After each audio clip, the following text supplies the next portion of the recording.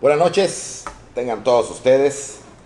Me da mucho gusto saludarles a todos. Es un placer, realmente muy contento de estar acá con ustedes, como siempre, pues hablando de estos temas tan interesantes. Y hoy vamos a ver ya, pues, el fin, la caída del imperio de Maximiliano, que tanto nos hemos comentado en estos últimos tiempos, sobre todo en que estamos viendo todo lo que es la vida política, el gobierno de Benito Juárez, que tuvo muchas etapas, ¿no? Saludo como de costumbre a todos ustedes, agradezco como siempre al Yucatán Conti por esta oportunidad que nos da a todos nosotros, gracias a todos ustedes que ven esta serie histórica tan, pues que han hecho ustedes, muy importante y muy interesante, porque pues lo que se fomenta o lo que intento fomentar es la curiosidad para llegar a la verdad histórica.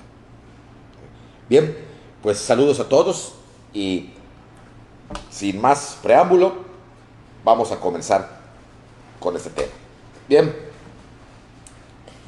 nos damos la clase pasada donde Márquez había llegado a la Ciudad de México, había salido de Querétaro poco antes de que se cerrara el sitio y había logrado juntar un efectivo de cerca de 6,000 hombres, los últimos que quedaban casi, para llevarle a Maximiliano a Querétaro, atacar a Escobedo por la espalda y llevar también provisiones, efectivo y muchas cosas más, ¿no?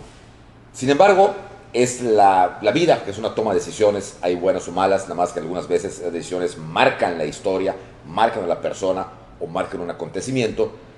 El general Leonardo Márquez, que aunque hay que reconocer que era un miserable, porque era un asesino de 7 suelas, era un buen militar. Era un buen militar y algo de carisma habrá tenido, porque Maximiliano lo tenía en muy alto aprecio, quizá era el único al que le tenían aprecio. Y pues este general no era un traidor de su causa, quizá traidor para México sí, pero no para su causa conservadora. Y él sí quería o sí pensaba, al menos todo parece indicar, llevar esos efectivos a Maximiliano, que era su orden. El problema fue que al salir de la Ciudad de México rumbo a Querétaro, se le va a informar que Puebla está siendo asediada o que se acerca peligrosamente, se encontraba en las cercanías de un lugar llamado San Lorenzo, Porfirio Díaz, que venía de Oaxaca subiendo hacia la Ciudad de México para atacar Puebla y luego México. Márquez, que aún iba a salir, piensa, y piensa mal, aquí estuvo el error, pero pensó como un conservador, esa es la verdad, de que era más importante salvar la capital que salvar al emperador. La idea tradicional de las guerras antiguas, y no en balde se llamaban ellos conservadores, ¿eh? La idea tradicional era que cuando la capital caía en manos del ejército enemigo, ahí se acababa todo.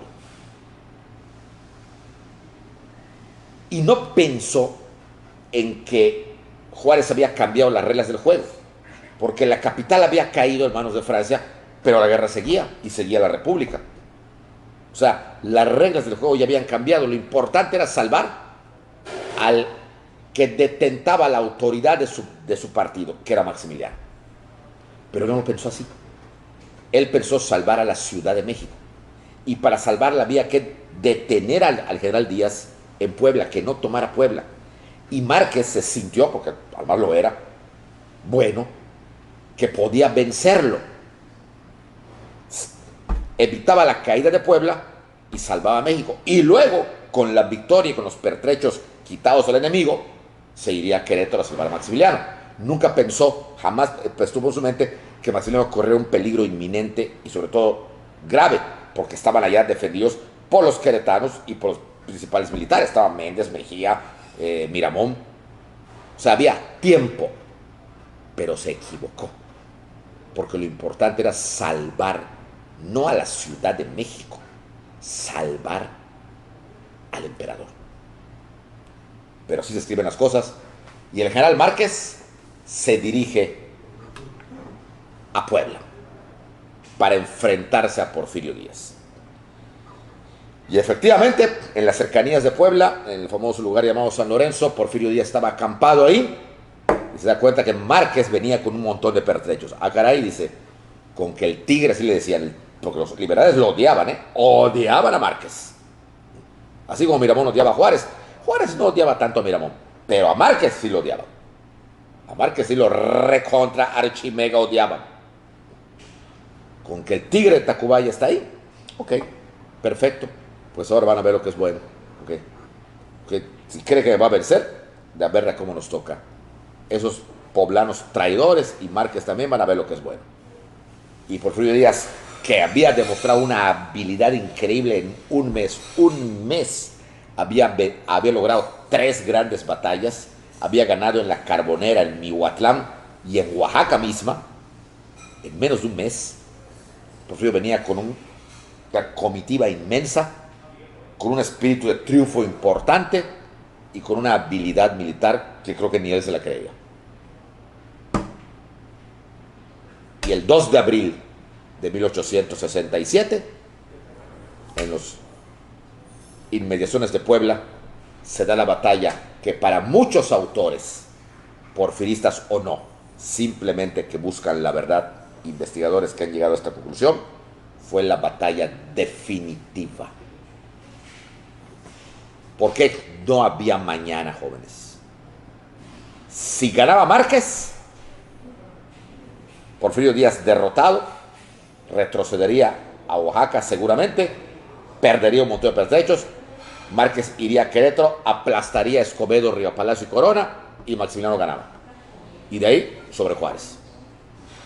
Pero si era al revés, si ganaba Porfirio Díaz, Maximiliano nunca llegaría a refuerzos, México seguramente caería, como caería Puebla, y ya solo quedaría todos contra Querétaro. O sea, ese sería el fin del imperio. Era realmente la batalla definitiva. Y una batalla que duró cerca de 6 horas, donde varios personajes, varios generales de Porfirio Díaz resultaron heridos terriblemente. Su amigo, el general Carlos Pacheco, muy amigo de Porfirio Díaz, recibió 2 bombados de por, milagrosamente vivió, aunque hubiera sido mejor que no viviera, porque perdió un ojo, perdió una pierna y perdió un brazo. Así de fácil.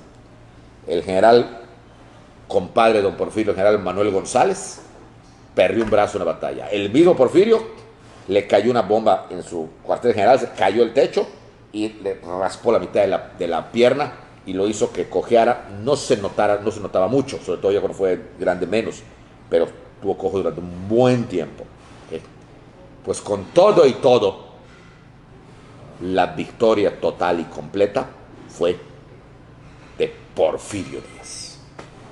Porfirio Díaz, el joven general de apenas 36 años, el más joven de todos ellos, vencía al Tigre de Tacubaya, que no lo podía creer. El Tigre perdía ante las tropas, hasta cierto punto bisoñas, del general Porfirio Díaz. Y Márquez, derrotado, abandona el campo, abandona Puebla, dejando todos los pertrechos que le llevaba a Maximiliano. Pues como se huye, no vas a llevar, y me llevo esto, ¿no? O sea, deja cañones, armamentos, provisiones, que Porfirio Díaz, vénganos a tu reino, esto es mío. Que Porfirio Díaz agarra. Y Márquez regresa derrotado, huyendo con lo que quedó del ejército, los restos, a México, donde lo recibe Fisher y Vidaurri con horror, porque habían perdido el armamento y Maximiliano nunca recibiría la ayuda. Porfirio se mueve como saeta, toma Puebla, establece un gobierno liberal y pone a su amigo poblano, liberal y republicano Juan N. Méndez, como gobernador de Puebla. Aquí te quedas. ¿Okay? Y poblano que te ponga el brinco, lo fusilas. A mí no me importa eso. Lo fusilas. Puebla había sido recuperada. Por lo tanto, en este momento, abril del 67, ya, si a conteo nos vamos de ciudades, solo 2 ciudades le eran fieles a Maximiliano. Querétaro, donde estaba él, y México. Pero Porfirio no se queda en Puebla. Era el momento estaban heridos de muerte. Lo que siempre deseó hacer con los franceses hacía 4 años que no le dejó Zaragoza. Perseguirlos. Y si Márquez se refugiaba en México, pues sobre México. No tenía nada que agradecerle a esa ciudad. Se había portado muy mal con Juárez recibiendo a los franceses. Y si tenía que sufrir los sufrimientos, perdonad la redundancia, de una guerra, ya era tiempo que los capitalinos lo sufrieran. Y Porfirio Díaz, con su ejército estimuladísimo, triunfador y con pertrechos al por mayor, se dirige a la Ciudad de México. Y México, la capital, se pone a temblar. Porque ya no tenía mucha defensa. Los 4 o 5 mil hombres que le quedaban, o sea, Porfirio Díaz hubiera podido entrar a sangre y fuego y aplastaba a todo el mundo. Y empieza el terror. Mucha gente empieza a abandonar sus casas, a la catedral, a los conventos que quedaban, algunos pocos, porque empiezan Fisher y Vidaurri y Márquez, porque ya Márquez era el que tomara, hay que defender esto, hay que pertrecharnos, porque hay Díaz. Nosotros somos más peligrosos de lo que yo creía, pero en general hay que prepararnos. Y cuando Porfirio Díaz, con sus cerca de 20,000 hombres, ¿cuántos eran?, llegaba a México, se dio cuenta que tenía a la Ciudad de México a sus pies, y los espías que él había mandado para que le informaran decían que se estaban muriendo de miedo, empezando por Fisher y terminado por Márquez. Márquez está allá adentro, el maldito está adentro. Y Porfirio dice, Márquez tiene que caer preso. Márquez las debe. Tiene que ser juzgado y tiene que responder por tanta muerte de enfermeros, tanta muerte de médicos inocentes y por las muertes de don Melchor, de don Santos y de don Leandro. Un enfrentamiento que yo entre a sangre y fuego a México lo puedo hacer, voy a vencer, pero Márquez se me puede escapar. Y como Porfirio ya sabía que Escobedo, Rivapalacio y Corona desde hacía un mes estaban sitiando Querétaro, se le ocurre hacer lo mismo. Tengo efectivos, México es muy grande, pero puedo cerrar con mis efectivos, puedo cerrar el cerco. Y Porfirio Díaz, a mediados de abril del 67, rodea la Ciudad de México y sitia la Ciudad de México. El fin del imperio era cuestión de tiempo, y de un tiempo corto, muy corto. Ya no había más.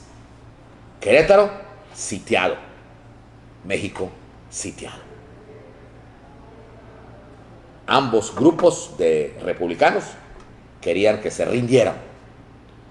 La estrategia era diferente. Escobedo bombardeaba día y noche, consiguiendo cañones y pólvora y bajando campanas de los pueblos para fundirlas, y bombardeaba día y noche porque quería que por el terror se rindiera Querétaro o los generales conservadores. Porfirio tuvo otro plan, un plan que le va a ser muy útil y que se va a ganar la admiración, la idolatría de la capital. No va a bombardear México, lo va a sitiar y constantemente va a mandar gente para que suelte borregos. ¿Qué es lo que soltar borregos? Chismes, donde la gente decía, hoy, ya sé que hoy bombardea Porfirio, bombardeaba. En pocas palabras, lo que fomenta Porfirio Díaz en la capital es una guerra de nervios. Que la capital piense que hoy la bombardean, o sea, que cuando amanezca, no bombardeó, pero puede bombardear hoy. Sí, dice que sí, no, que siempre no, hoy, mañana. En esa tensión tenía a los capitalinos. Porfirio no va a bombardear México, nunca lo va a hacer. A diferencia de Querétaro, que sí fue bombardeado. Él esperaba que se rindieran. Quería a Márquez, él quería a Márquez, que se rindan. Con el miedo se van a rendir, no pueden salir. Márquez trató de resistir lo más que pudo, porque no tenía escapatoria. Y otra cosa muy importante que se me estaba pasando a decir, Márquez sabía, porque lo sabía, que era odiado por los liberales. y que si bien los demás, si caían prisioneros, tenían la posibilidad de conservar la vida, él sabía que si caía prisionero de Díaz o de cualquier republicano, era cuello. O sea, no tenía la oportunidad de pactar. O sea que a don Leonardo solo le quedaba una opción: resistir. Resistir y que pasara un milagro. Porque estaba incomunicado ya con Querétaro. Bien, dejemos a Porfirio Díaz en mayo sitiando México y pasemos de nuevo a Querétaro, cámaras, micrófonos a Querétaro, para que sepamos cómo estaba la cosa ahí. Mayo, principios de mayo del 67. No se sabe de Márquez. Nadie sabe nada. Y no podían saberlo, en primer lugar, porque Márquez estaba sitiado, y en segundo lugar, porque ellos también. Pero no volvía. No volvía, y no volvía, y no volvía, y no volvía. Y empieza a correrse el chisme en Querétaro y en el mismo Estado Mayor de Maximiliano, que Márquez los había traicionado. Que Márquez no se había pasado al bando enemigo, porque no tenía esperanza, pero había huido. ¿Cómo es que no había llegado? ¿Cómo es que no había llegado? El sitio otra vez los dos se encerraban más, porque ese es el sitio, lo van cerrando, o sea, haciendo un cinturón así que te van apretando. Y evidentemente la ciudad estaba sufre y sufre y sufre y sufre. Y mostrando lealtad a Maximiliano. Pero al darse cuenta que pasaban los días y que de Márquez ni su sombra, Maximiliano empieza a ponderar la idea de pactar con Escobedo, de rendirse. La población estaba sufriendo, Márquez no iba a volver y tarde o temprano los republicanos entrarían. Y si entrarían a sangre y fuego, no iban a tener piedad ni con la población civil ni con ellos. Lo mejor, como marcaban los cánones de la guerra, el derecho de gentes de esa época, era rendirse para tener al menos la posibilidad de un juicio y respetar la vida, sobre todo salvar la de la población.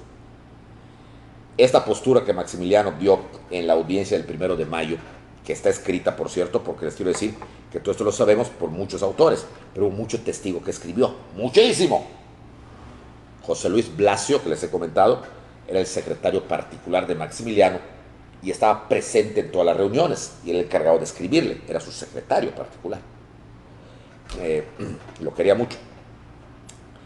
Entonces, que se discutió eso el 1 de mayo y que un rotundo no de los militares. Miramón, Mejía, Méndez, el coronel Miguel López, que era compadre de Maximiliano, por cierto, no podemos pactar. Esto, Majestad, es una guerra a muerte. Según Blasio, que Miramón dijo, es una guerra de exterminio, Majestad. O los ganamos totalmente a ellos, o nos ganan a nosotros. Pero Maximiliano, que era una especie del Comonfort mexicano, se había vuelto a arrepentir. O sea, se dio cuenta que había cometido un error al quedarse. Y como que ahora en Querétaro, en plena obsequio, le caía el 20 que esto era una guerra civil. Que no se podían rendir porque los conservadores encabezados por Miramón no podían pactar con los liberales encabezados con Juárez. Pero eso ni le iba ni le venía a Maximiliano. Él estaba ajeno a esa querella entre los partidos. Para todo caso, él iba a los liberales y estaba con los conservadores. Entonces se da cuenta que su estancia ahí está de más. Y varias veces insiste en rendirse. Y todas las veces le dicen no, no y no. En resumidas cuentas, como dice Alberto Hans, llegó un momento en que a Maximiliano solo lo tenían allá de pantalla. Era una especie ya de prisionero de los conservadores. Ya ellos decidían. Y Maximiliano ya era la bandera. Se dio cuenta que era la bandera de los conservadores. y que estaban desatados una guerra civil, y es la verdad, y que no le hacían caso, que era tal la crueldad entre los bandos que a los conservadores, lo mismo que a los liberales, no les importaba la población civil. A Escobedo, si tomaba la ciudad a sangre y fuego, no le iba a importar matar a la gente inocente. Y a Miramón, okay, sosteniendo un sitio tonto, no le importaba que muriera gente inocente igual. Estaba claro lo que era una guerra civil. Y Maximiliano ya no quiere seguir. Ya dice, ya párenle, pero no le hacen caso. Y aquí viene algo muy importante que pocos saben porque mucho se ha ocultado en la historia romántica de México. Y aunque ganaron los liberales, aún muchísima gente tiene una mentalidad, pues no imperialista, sí favorable a Maximiliano. Esto que les voy a contar, este documento, el original, se encuentra en el Archivo General de la Nación, en la antigua cárcel de Lecumberri, que es el Archivo General de la Nación. Ahí está el documento. Pero la primera vez que se hizo público este documento, se hizo público en el año de 1887, precisamente cuando Vicente Ría Palacio, 20 años después de esto, era el encargado de hacer la magna obra de historia llamada México a través de los siglos, que junto con don José María Vigil va a ser la primera gran obra entera de la historia de México, promocionada por Porfirio Díaz, que era el presidente de esa época. Estamos hablando de 20 años después. Y durante este tiempo que se estaba escribiendo, Escobedo, de su puño y letra, realizó una carta donde nos cuenta lo que pasó en la toma de Querétaro, porque Querétaro va a ser tomada por los liberales y aprendidos el emperador y todos los generales conservadores y todos los soldados conservadores.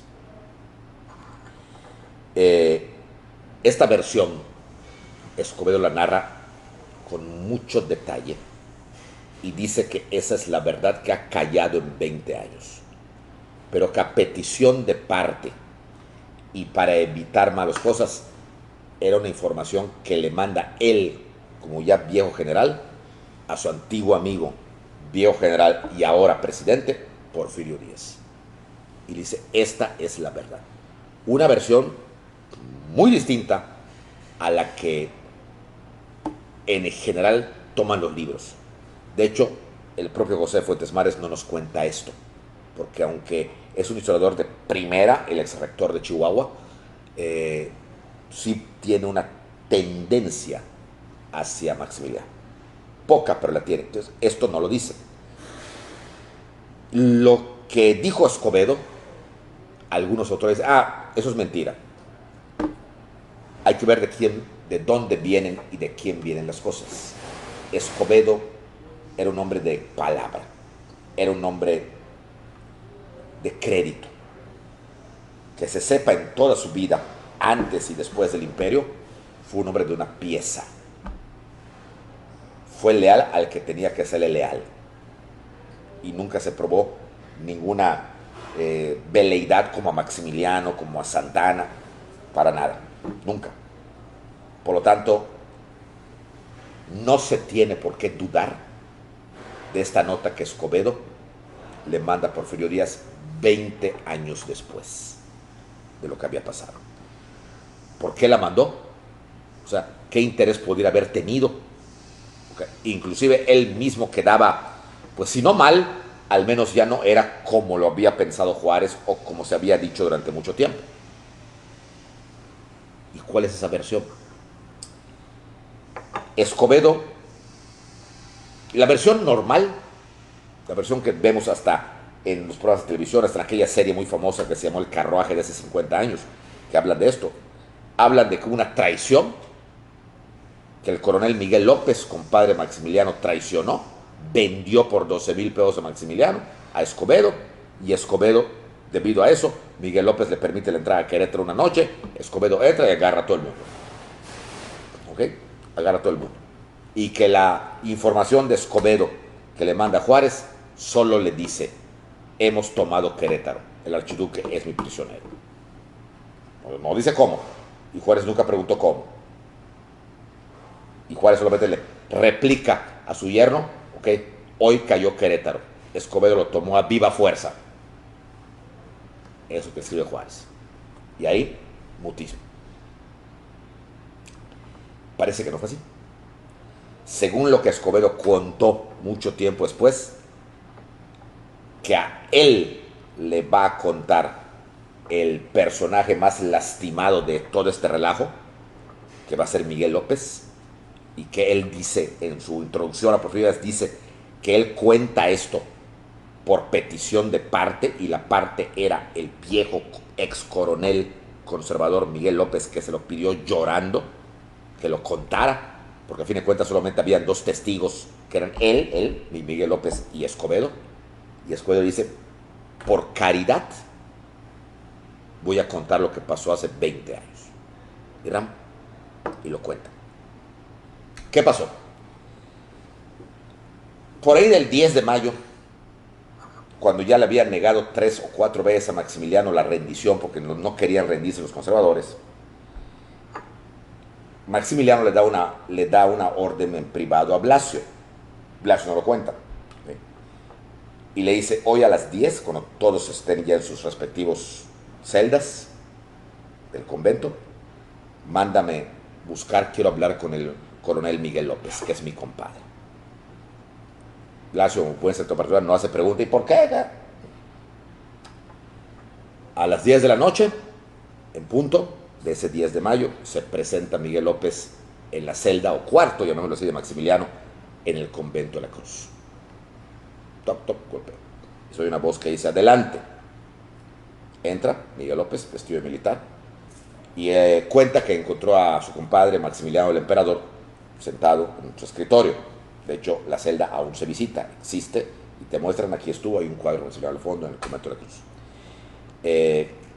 Era su compadre porque 2 años antes, Maximiliano, cuando lo conoció, le cayó bien y acababa de tener su esposo un hijo, y le dijo: ¿ya lo bautizaste? No, yo te lo bautizo.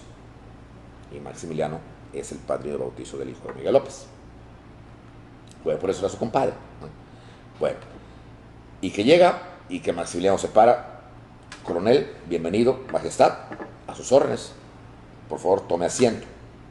Toma asiento, se sientan frente a frente, y dice: coronel, lo he mandado llamar a esta hora impropia, 10 de la noche, porque es algo que no puedo discutir a horas de la mañana. Es algo que quiero que quede entre usted y yo, y que no salga de estas 4 paredes, y que solamente usted lo sepa. Que López le contestó: aclaración innecesaria, majestad. Todo lo que usted me diga quedará en mi corazón. Pues bien, como usted se habrá dado cuenta, los generales Miramón, Mejía, Méndez no quieren pactar con el enemigo cuando esta guerra está perdida. López no habló. No se va a ganar, coronel. No se va a ganar. Estamos en una ratonera. Y la única forma de salvar a esta buena ciudad y al mismo tiempo de conservar la vida es rindiéndonos y pactando con el enemigo. Pero ellos no quieren. López solamente escuchaba lo que le decía Maximiliano.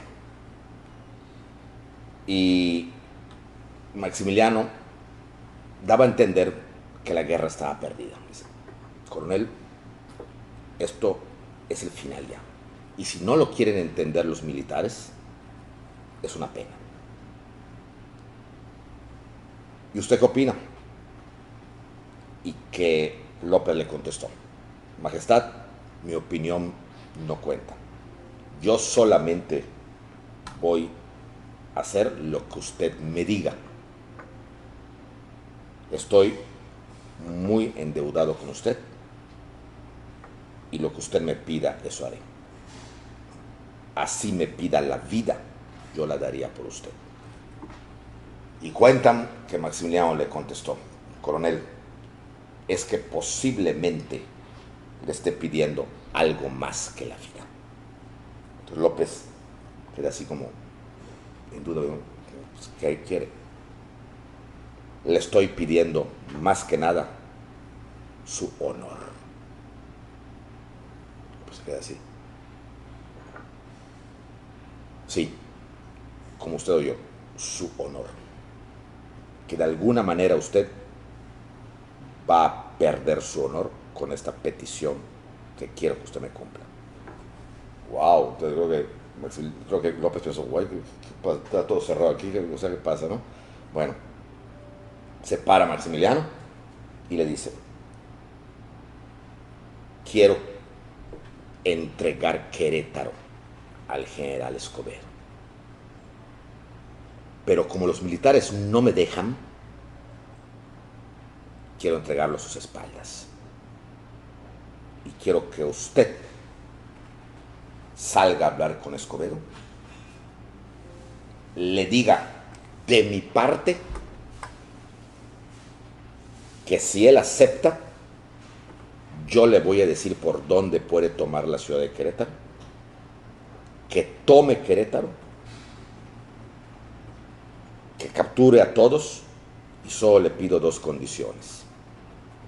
Una, que respete la vida de los civiles queretanos, y dos, que me permita a mí salir de Querétaro con la promesa de don Habsburgo de no volver a México. Esto, coronel, estaré más decirle que nadie lo puede saber. Si alguien se entera, yo lo negaré todo. Y diré que lo hizo usted por su propia cuenta. López se quedó callado unos segundos. ¿Está dispuesto a hacerlo, coronel? López se pone de pie y dice: a su momento, majestad, le dije que por usted daría la vida. Y si esto es la vida, la doy con gusto. Lo haré, majestad. Dicen que Maximiliano se puso de pie, lo abrazó llorando. Gracias, coronel. ¿Se da usted cuenta de lo que le estoy pidiendo? Sí, majestad. Le estaba pidiendo Maximiliano a López que sea un traidor por él. Es decir, Maximiliano se curaba las espaldas. Se cuidaba las espaldas. Tú lo vas a entregar. Cuando la gente se entere que cayó Querétaro, a ti te van a señalar, no a mí. Y yo voy a huir. O sea, el malo de la película va a ser tú. Claro, con el consentimiento de Miguel López. Fíjense qué terrible la situación. El Habsburgo quería salvarse a costa de un mexicano. Era más fácil, como lo es hasta hoy, decir: fue el mexicano. No, el Habsburgo, ¿cómo va a ser? No, él es hombre de honor. Juan, en la historia universal, ¿cuántos reyes y cuántos monarcas no han sido y no son poco de honor? Y no quiero mencionar a ciertos de la actualidad del otro lado del mundo. O sea, que eso de que el Habsburgo no tiene nada que ver. Pero López, para que vean, él sí, en una dignidad, de una amistad quizá malentendida, de una gratitud quizá malentendida, pero lealtad, dijo: acepto. Y entonces, a partir de este momento, él tenía que ver en qué momento se entrevistaba con Escobedo. Y la noche del 11 de mayo, cuando todos estaban ya durmiendo y solo los guardias vigilaban, se abre una puerta donde López dice que va a examinar el campamento enemigo. No vio que tenía guardada una bandera blanca y hace bandera blanca. Lo ven los liberales, bandera blanca, lo agarran, dice: vengo a parlamentar, soy un enviado del emperador, quiero hablar con el coronel, con el general Escobedo. Y Escobedo lo recibe. Es la famosa entrevista, pues cómo se va a enterar. Y le dice, ¿quién es usted? Pues yo soy Jorge Miguel López, y le cuenta todo. Y le dice, mire, estas traiciones no me gustan. Es que no es una traición, le dice. Es un acuerdo con el emperador, pero por motivos obvios, general, el emperador no puede salir. Y yo soy el que habla por él. Diga al emperador de que puedo garantizarle la vida de los queretanos civiles. Que entregue Querétaro incondicionalmente, pero su vida no la puedo garantizar. Porque eso depende ya del presidente Benito Juárez. Es que no pide garantía de la vida, pide garantía de que se le permita salir de Querétaro. No puedo hacer eso. No puedo hacer eso. Porque yo tengo que responderle a Benito Juárez. Y si se sospecha que yo permití esto, yo puedo ser tachado como traidor. Dígaselo así. Rinda Querétaro incondicionalmente. Respeto la vida de los queretanos, pero nada más. Vuelve López. Maximiliano dice, lo piensa. Dice, no. Bueno, y viene una segunda entrevista. Si hubo dos, donde le dice, dígale al general Escobedo que, ok, que simplemente me permita, cuando tomen, me permitan cierto tiempo para que con una escolta yo logre salir de Querétaro y ya, cuestión mía escaparme, pero que no me impidan el paso.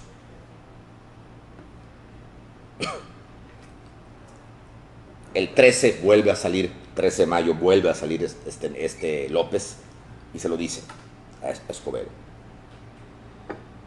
Mire, señor, dice, solamente porque en verdad están sufriendo mucha gente, hay muchos muertos inocentes, voy a aceptar esto. Voy a procurar estar yo presente para hacerme de la vista gorda. Pero eso sí, si el emperador es reconocido y cae preso de alguno de mis generales, arriba Palacio Corona, que lo conocen, yo me lavo las manos. Yo no voy a defenderlo. Él tiene que, yo le voy a dar oportunidad en el tiempo para que él salga de sus celdas, salga de los pasillos de ese convento y agarre monte. Mejor dicho, agarre sierra. Pero si en el camino lo agarra alguno de mis hombres, yo no te conozco. Depende de él. ¿Estamos de acuerdo con él? Estamos de acuerdo. Pues dígaselo, señor emperador. ¿Para cuándo me van a permitir la entrada a Querétaro? Yo mismo se la voy a permitir. Tengo todo planeado con el emperador. La noche del 14 de mayo. Para amanecer 15. O sea, mañana. Mañana, señor. Antes de que esto pudiera causar recelo, porque los soldados rasos ya me vieron salir 2 veces por el lado del cimatario y pueden alguno quizá ver que llego demasiado a su tienda de campaña. Bien pensado. Mañana entonces, coronel, si algo sale mal, lo atribuiré a usted. Si esto es una trampa, y me pagará con su vida, dice Escobedo. No, general, ¿no se fía usted de mí? Dice, no sé qué pensar, si es cosa de usted o es cosa del emperador. Es cosa del emperador, señor.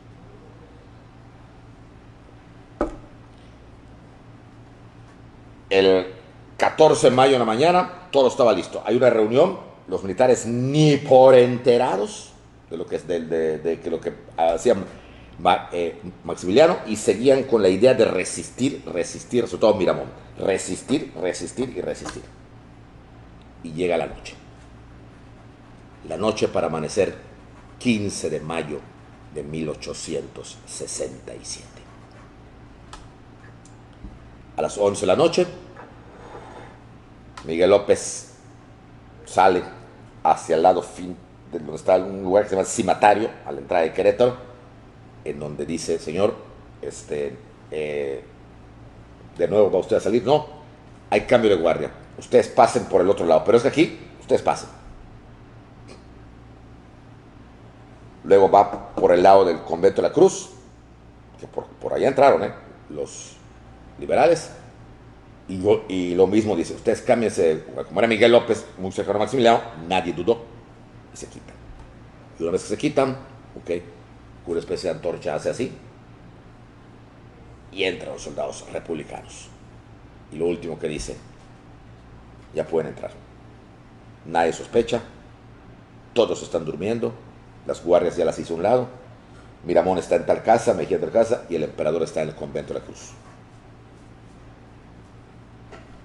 Tenemos órdenes del general Escobedo acerca del emperador. Qué bueno. Y los liberales, sin disparar un tiro, entran a Querétaro. Y empiezan a hacer prisiones, como eran mexicanos con mexicanos, se empiezan a confundir y empiezan a capturar a todos. Hasta que alguien se da cuenta, oye, estos son liberales, no, ay, ¿cómo entraron? ¿Cómo entraron? What? Se empiezan a levantar, empiezan a agarrar, empiezan a caer prisioneros todos. Miramón se empieza a vestir, en ese momento entran, se pone al brinco, dispara, lo agarran preso, a Mejía lo agarra preso, Méndez logra esconderse debajo de una cama, ¿okay? Y empiezan a agarrar a todos. Y en la confusión, Maximiliano, acompañado del doctor Bosch, ¿okay? Y de algunos de los militares más cercanos a él, va saliendo, caminando por los pasillos, todos corren, pero nadie se da cuenta porque es la confusión, corre. Los liberales pasan junto a él, se había puesto un traje, ¿okay? Como un zarape y un sombrero, ¿okay? Para no despertar sospechas. Claro que tremenda barba, lo tenían que reconocer, y logra salir del convento. Pero cuando ya está saliendo del convento rumbo a la salida a Querétaro, ¿okay? Uno de los generales, Rincón Gallardo, lo detiene. Momento, dice, ¿quién es usted? ¿A dónde va? Y en eso se oye una voz que Escobedo pasaba por su caballo y dice, déjenlo pasar, es un paisano. Y Maximiliano se va. Logra huir con un contingente de cerca de 15 personas, logra salir de Querétaro rumbo a un cerro, el Cerro de las Campanas. Ahí se dirige Maximiliano. Era de noche. Mientras toda la noche van cayendo, la ciudad, los civiles ni por enterados de lo que estaba pasando, estaban durmiendo. Y toda la noche, van capturando a todos. Llegan a capturar a todos. Y Maximiliano pasa la noche acampado en lo alto del cerro llamado de las Campanas. Se le llama las Campanas porque ahí había unas piedras que tañían. O sea, las chocabas y parecía que hacían tan, ya no hay, pero había el Cerro de las Campanas. Entonces, ahí pasó la noche.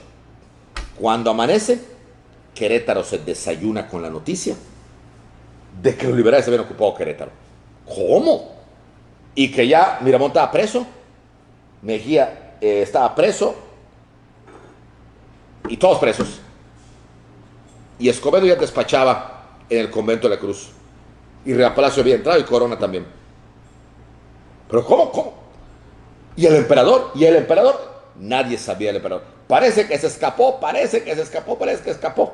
Mientras tanto, arriaban la bandera imperial, la mexicana con su coronita del águila coronada, y suben la bandera republicana del águila con las alas abiertas. Mientras tanto, en Querétaro se pasaba la lista de el nombre de prisioneros quiénes eran, para informarle a Juárez. En el Cerro de las Campanas, Maximiliano se levantaba tempranito, salía, porque la orden era huir, escapar lo más rápido, meterse a la sierra para que los indios otomíes lo ayudaran. Y Maximiliano, cuando están levantando la campaña para meterse a la sierra, mira desde el Cerro de las Campanas a Querétaro. Hasta hoy, el Cerro de las Campanas, que está hecho ya un museo, está junto a es un parque, de hecho, está junto a la Facultad de Derecho de la Universidad Autónoma de Querétaro, el Cerro de las Campanas, está la capilla donde murió Maximiliano, y más atrás está una estatua de Juárez grandota, gigantesca, y a un ladito está un museo bastante moderno sobre el imperio Maximiliano, sobre Juárez. subes al cerro, hay unas bancas que miran a la ciudad, es como un mirador muy bonito, y ves la ciudad. Claro que ya hay muchos edificios modernos, pero se ve. Eso debió haber visto Maximiliano cuando estaba levantado la campaña, y vio la ciudad, vio la bandera republicana que ya ondeaba en la catedral, y sobre todo vio cómo los liberales ya eran los que dominaban la situación, y cómo Miramón, Mejía, sus amigos que habían luchado por él, habían caído prisioneros. Y Fernando José Maximiliano de Habsburgo se arrepiente de lo que hizo. Sí, se arrepintió. Porque estaba él, el Habsburgo, abandonando a su suerte a los que lo habían defendido. Entonces ya no se trataba de tenerlos como unos necios, ahora él dice, no, ellos pelearon por mí, ellos no hubieran hecho lo que yo hice. No, no puedo abandonarlos, no puedo. Y entonces Maximiliano, cuando ya todos, vámonos majestad, sí, vámonos, pero volvemos a Querétaro. Si fueran caricaturas así de Walt Disney, se le cae la quijada a los soldados. ¿Cómo? Pero si ya salimos, ya nos escapamos. El doctor Bosch, majestad, por favor, majestad, ¿cómo vamos a volver a Querétaro? Tengo que seguir la suerte de mis amigos. Si ellos dieron su vida por mí, yo tengo que estar con ellos. Pero majestad. Y Maximiliano monta su caballo y con bandera blanca baja del cerro rumbo a Querétaro. Le informan a Escobedo. ¿Qué? ¿Cómo que regresas? ¿Cómo que regresa? Algunos autores dicen que Miguel López, que estaba por allá, queda así porque ahora sí, todo lo que hizo, ¿de qué sirvió? Solo perjudicó a Maximiliano porque hoy es el gran traidor de la historia. Que Escobedo viene a ver a Miguel López, bueno, ¿de qué se trata esto? Y probablemente López haya hecho así. Y Maximiliano regresa, Escobedo agarra su caballo y lo va a ver, y lo intercepta. En el convento de Capuchinas hay un cuadro impresionante de este momento, que Escobedo en su caballo interceptando a Maximiliano. Se ven por primera vez. Y Maximiliano, en un buen español, le dice a Escobedo: general, soy vuestro prisionero. Y Escobedo contesta: vuestra espada, señor. Maximiliano se le entrega y cae prisionero de Escobedo. Para finalizar, ¿qué fue de Miguel López? Un incomprendido. Porque cuando regresa a su casa, su esposa, cuenta el padre Soria, su esposa le dice: ¿qué hiciste con nuestro compadre? Eres un maldito traidor. Agarra a sus hijos y abandona a Miguel López. Miguel López es odiado por los conservadores, que lo veían como un traidor, y por los liberales, que lo veían también como un traidor a su amo. Por lo tanto, su vida fue muy penosa, terriblemente penosa. Nadie lo quería ver. Lo veían: a López, maldito, piojo, traidor. Al grado tal que a los 20 años le suplica a Escobedo que diga la verdad, que diga lo que pasó. Y fue cuando Escobedo escribe esta historia diciendo: esta es la verdad, señor presidente Díaz. Esto fue lo que pasó. Sin embargo, pocos lo creyeron, pocos lo supieron, y para colmo de males, la muerte de Miguel López, que fue patética, hace que la leyenda de su traición se haya aumentado, porque Miguel López murió porque lo mordió un perro que tenía rabia, y murió de rabia. Miguel López. Su tumba está en el Panteón del Tepeyac, en la Ciudad de México, y sus pocos familiares que lo cuidaron en sus últimos días, teniendo miedo de que su tumba fuera profanada porque era muy odiado por liberales y conservadores, en su tumba solamente van a encontrar una tumba muy simple con una cruz que eso lo dice ML.